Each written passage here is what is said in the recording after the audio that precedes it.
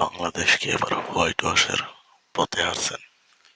কারণ যে খেলার মান তাতে আসলে জানি না আসলে বাংলাদেশ হলে কি হবে। তবে আমার মনে হয় এরকম যদি খেলে তাহলে আমার মনে হয় হোয়াইট ওয়াশ হতে সময় লাগবে না।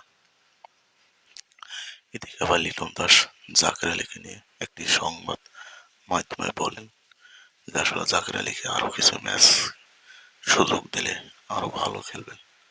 আমি জানি না আসলে কত ম্যাচ তাকে সুযোগ দিলে ভালো খেলবেন। বাংলাদেশ ওয়েস্ট ইন্ডিজ নেপালের সাথে হেরে আসছেন, আসলে খুব লজ্জাজনক হারছেন নেপালের সাথে। আর সেই ওয়েস্ট ইন্ডিজ এখন বাংলাদেশকে লজ্জা দিয়ে হারাইতেছেন।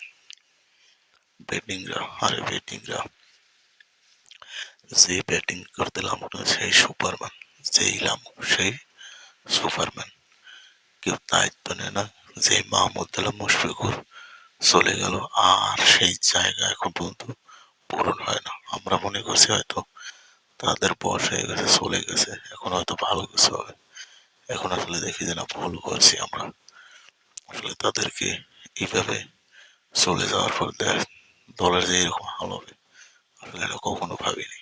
তো যাই হোক, আগামী ম্যাচ দেখার আমন্ত্রণ রইল। তোমাদের আজ এই পর্যন্ত, ভালো থাকবেন।